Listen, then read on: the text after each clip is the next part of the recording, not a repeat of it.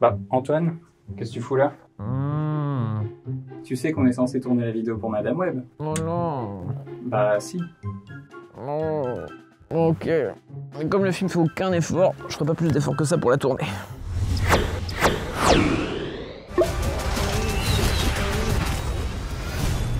Ouais, tu te la racontes quoi. Peut-être un peu, ouais. Bon, vous m'en excuserez, mais je prends la pédale du prompteur avec moi. Bonjour à tous, c'est Antoine, et aujourd'hui, mes chers collègues m'ont gentiment jeté sous les roues du bus pour aller voir Madame Web, la nouvelle dope du Sony Spider-Verse mes couilles. Pour rappel, c'est l'énième tentative désespérée de Sony de s'accrocher aux droits de Spider-Man, mais sans Spider-Man, puisqu'il le prête au MCU comme des parents divorcés, un week-end sur deux et les vacances scolaires. Donc il ne leur reste plus qu'à développer un univers étendu autour des méchants de la franchise, ce qui déjà m'interroge un peu, parce que bon, nous on est le nez dedans toute la journée, mais pour le grand public, il n'est pas forcément au courant de tous ces deals corporatistes, et il devrait pas le savoir d'ailleurs. Pendant un temps on pouvait encore s'y retrouver, mais maintenant qu'il y a 10 000 films de super-héros à l'année, comment est-ce qu'on est censé savoir dans quel pan d'univers ça existe, et comment ça influe sur les films validés par les studios? Parce que jusque là, du côté de Sony, ça nous avait donné Venom 1 et 2, et surtout Morbius, soit certains des pires films de super-héros de ces dernières années. Donc qu'est-ce qui pouvait mal se passer avec Madame Web? Et à peu près tout ce qu'on pouvait craindre, et plus encore. Mais avant ça, laissez-moi quand même vous parler de quelque chose de beaucoup plus engageant et intéressant. Une fois n'est pas coutume, nous voilà partenaires d'un jeu vidéo. Et pas des moindres puisqu'il s'agit de Banishers Ghost of New Eden qui sort ce 13 février sur PC, PS5 et Xbox Series. Ce qui nous rendait curieux, c'est qu'il s'agit du nouveau jeu du studio français Dontnod, les créateurs de Life is Strange et de Vampire. Et comme avec les titres précités, Banishers se démarque très vite par son cadre original et par son scénario qui va régulièrement vous imposer des choix difficiles. L'histoire se déroule en 1695 dans une Nouvelle-Angleterre où débarquent Antea Duarte et Red McWraith, un couple de bannisseurs, c'est-à-dire des chasseurs de fantômes. Ils comprennent bien vite qu'une certaine malédiction s'est posée sur la colonie de New Eden et malheureusement cette menace tue dans l'intro Antea qui du coup devient à son tour un fantôme. Le gameplay vous incite donc à switcher entre les deux personnages durant l'aventure pour profiter des armes de Red et des pouvoirs spectraux d'Antea. Ce qui fait d'ailleurs de Banishers un action RPG vraiment bien foutu qui renouvelle par ses mécaniques variées le modèle récent imposé par les derniers God of War. Ce choix s'accorde très bien avec la direction artistique qui dépeint une Amérique à la fois sauvage et morbide. Par des ruines ou des camps abandonnés, on sent bien que la mort n'a cessé de s'imposer sur ce territoire à défricher. Et là réside toute la beauté du jeu. Banishers parle avant tout du passé trouble des États-Unis et de son histoire qui s'est écrite dans le sang. Les fantômes sont avant tout le reflet d'une culpabilité ou d'une colère vengeresse. Derrière les phases d'action, il y a donc des phases d'enquête où vous aurez la responsabilité d'être à la fois juge et bourreau. Est-ce qu'il faut bannir un fantôme, lui offrir la paix ou punir les vivants? Tout ça a bien sûr un impact sur le jeu, à commencer par le futur possible d'Antea. Perso, j'ai pas mal suivi mon instinct et je l'ai parfois regretté quand certains de mes choix sont venus me hanter une fois la console éteinte. Mais c'est aussi pour ces dilemmes cornéliens qu'on aime Dontnod et leur façon d'interroger notre sens moral par le jeu vidéo. Et ça marche ici parce que Banishers développe vraiment l'amour entre les deux personnages principaux et ça donne envie de s'investir dans leur histoire. Là encore, c'est à vous de choisir dans quelle direction elle ira cette histoire, mais faites comme moi et jouez les grands romantiques, ça vous apportera encore plus de drama. En bref, Banishers Ghost of New Eden, c'est vraiment cool et c'est disponible depuis le 13 février sur PC, PS5 et Xbox Series. Je sais qu'on râle beaucoup sur les films de super-héros, surtout ces dernières années, mais je tiens à rappeler qu'on prend pas plaisir à ça. Je suis un fan de pop culture et quand je pars rattraper un film le mercredi matin parce qu'il n'y a pas eu de projection presse, j'espère vraiment que la décision a été prise par le studio pour garder le mystère et pas parce qu'il faut cacher la catastrophe le plus longtemps possible. Mais comme vous vous en doutez, Madame Web fait partie de la deuxième catégorie et nous oblige une nouvelle fois à repenser nos standards. Geoffrey l'a déjà très bien dit dans sa vidéo sur l'état de cet univers étendu chelou, mais depuis qu'on a mis 0,5 sur 5 à Venom 2 et à Morbius, on a l'impression de creuser toujours plus profondément dans les abysses de la fange, alors qu'on est déjà tout en bas de notre barème. Perso, à chaque nouveau film du Sonyverse, j'en viens à relativiser le précédent, au point où je serais presque tenté de voir en Venom 1 le nouveau Citizen Kane. Parce que si la question c'est de savoir si Madame Web est encore pire que Morbius, la réponse c'est oui et non, et je crois que ça tient en partie au fait que j'ai plus du tout d'échelle de valeur. D'un côté, c'est tout aussi nanardeux que les mésaventures de Jared Leto, et il n'y a pas à attendre longtemps pour ça. En à peine quelques minutes, on nous parle de Las Arañas, un peuple d'hommes araignées qui vit en Amazonie et qui absorbe le venin d'une araignée rare et dangereuse pour obtenir ses pouvoirs. Et rien que de le lire sur le prompteur, j'ai déjà envie de crever. Autant vous dire que quand il débarque dans le champ de la caméra, j'ai failli partir en fou rire. Et ce genre de pétage de câble de mauvais goût, il y en a quelques-uns qui s'égrènent dans le film, même s'ils n'atteignent jamais vraiment les moments les plus lunaires de Morbius, à commencer bien sûr par la scène de danse de Matt Smith, pour ne citer qu'elle. Mais de l'autre côté, Madame Web est juste l'un des trucs les plus chiants et vides que j'ai vu sur un écran de cinéma depuis très longtemps, et pourtant j'ai vu le dernier Somnifère de Sofia Coppola. Comme tout le monde.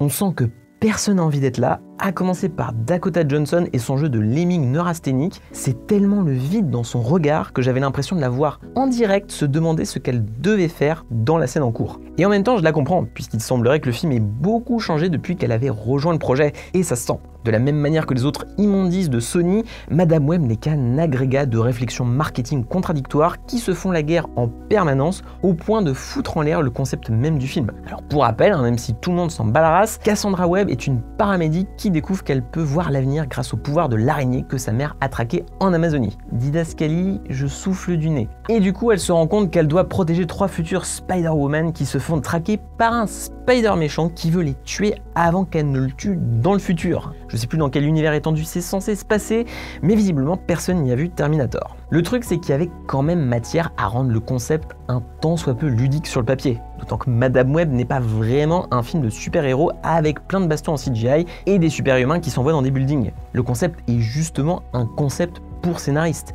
Mais c'est là que le film se ramasse le plus. Cassandra a des visions et c'est ça qui lui permet de progresser dans le récit et donc de corriger l'avenir, un peu comme dans un die and retry de jeu vidéo. Mais alors là, on est vraiment très loin d'Edge of Tomorrow puisque le long métrage est incapable de faire de la rétention d'informations. En fait, tout le film consiste à suivre les personnages, obtenir des informations que le spectateur a eues au bout de 15 minutes. Il n'y a aucun suspense et le truc se contente de pisser à l'arrêt des règles les plus élémentaires de l'écriture pour bousiller la moindre surprise. Bon, en même temps, pour un film qui a été confié au duo Matt Sazama et Burke Sharpless, fallait pas s'attendre à mieux, étant donné que les mecs ont sans doute l'un des pires pédigrés actuels d'Hollywood, qui comprend Dracula Untold, Le Dernier Chasseur de Sorcières, Gods of Egypt et bien sûr Morbius. Si vous voulez fuir, c'est maintenant.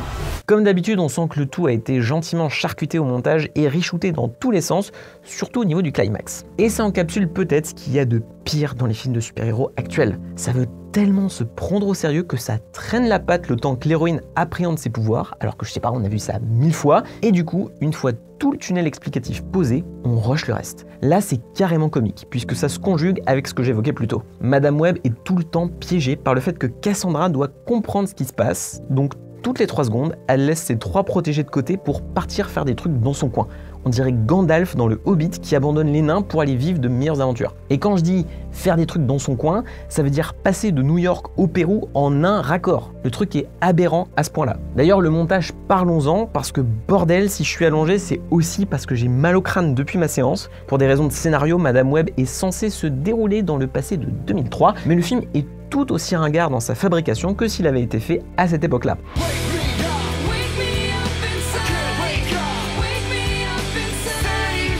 Vous savez, on dirait ce moment où tout le monde à Hollywood essayait de copier le style très cinétique et vif de Michael Bay sans en comprendre la stylisation. Même quand vous avez une accumulation rapide d'images, c'est important d'avoir une composition un minimum claire pour comprendre la direction de votre scène et de son énergie. Là, c'est n'importe quoi, c'est moche en permanence et ça agence les plans de manière tellement arbitraire que c'est impossible de se repérer dans l'espace. Alors qu'en plus, le film a pour directeur de la photo Mauro Fiore, qui s'est occupé de Training Day, du premier Avatar et de The Island de Michael Bay justement. Donc prenez votre mixeur et ajoutez à ça des effets visuels approximatifs et ça vous donne une énième bouse super-héroïque qui se fout de votre gueule. Sauf que Madame Web est au fond un peu plus que ça. Je sais qu'on a déjà pointé du doigt Ant-Man 3, The Flash, Morbius ou encore Aquaman 2 comme les signes annonciateurs d'une apocalypse du genre, mais Madame Web est encore plus bizarre et désespérée. Parce qu'au fond, c'est un film de super-héros sans super-héros.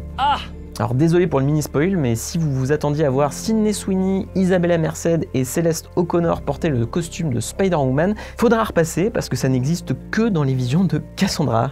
Voilà. Tout le film n'est qu'une vague course-poursuite avec le méchant Ezekiel face à des personnages qui n'ont pas de super pouvoirs physiques. Et c'est aussi pour ça qu'on s'ennuie autant. C'est jamais spectaculaire, alors que c'est quand même pour ça qu'on vient voir ces films, quitte à tolérer quelques raccourcis narratifs et des codes du genre un peu faciles. Et c'est peut-être le plus délirant avec Madame Web. C'est une sorte de concentré de tout ce qu'il y a de plus cringe dans le cinéma de super-héros, sans les parties qui permettent de le tolérer habituellement. Par exemple, les personnages ont pour seule caractérisation leurs vêtements, que ce soit la mateuse qui a un crop top j'aime les maths, ou la pauvre Sydney Sweeney qui joue les timides en tenue scolaire avec supplément lunettes, et qui joue ça de manière aussi risible que Jamie Foxx dans The Amazing Spider-Man 2. D'ailleurs, si vous avez pitié de Sydney Sweeney comme moi, parce que je l'aime bien, regardez plutôt Tout sauf toi. C'est pas génial, mais ça a au moins le mérite de rappeler que la comédie romantique mérite d'être ressuscitée, contrairement au cinéma de super-héros. Et enfin, faut quand même que je dise un mot de Tahar Rahim en méchant, parce que c'est la tristesse absolue. Bro, si tu me regardes, tu as joué dans Un prophète, donc respecte-toi un peu. Je sais qu'il faut payer les factures, mais quand même. Bon, je pourrais continuer longtemps à bâcher le truc point par point, mais finalement, il n'y a qu'une seule question qui m'intéresse vraiment avec Madame Web. On voit bien que les super-héros au cinéma, c'est plus trop la joie, et certains studios regrettent sans doute d'avoir investi de l'argent dans une multitude de projets pour s'assurer une place dans la course. Le DCU est mort et bosse son reboot, et Marvel Studios revoit sa copie et ne va sortir que Deadpool 3 en 2024. Mais Sony, eux, ils sont là, puisque Kraven et Venom 3 vont arriver plus tard dans l'année, alors qu'ils ont entre les mains la pire franchise actuelle dans le genre. C'est même dingue quand on se dit que le studio responsable des meilleurs films de super-héros en animation sont capables d'en pondre l'antithèse absolue en live action. Ça reflète bien la fin d'une formule. À vouloir adapter tout et n'importe quoi, on en arrive au pire fond de tiroir. Et elle est là la question de Madame Web.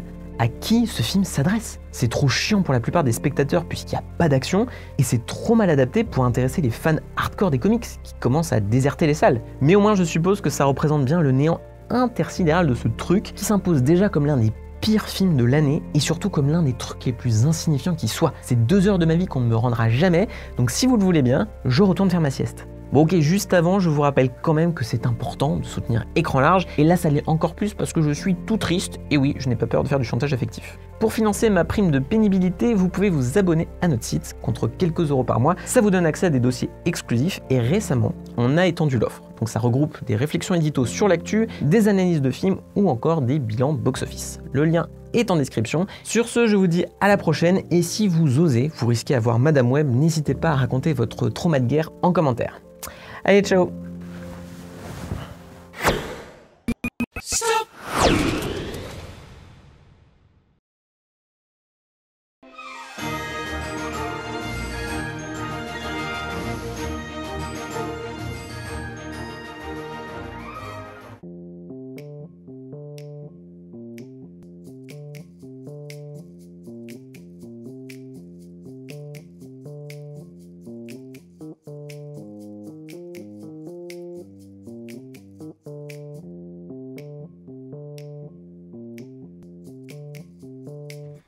Bon week-end Antoine. Oh.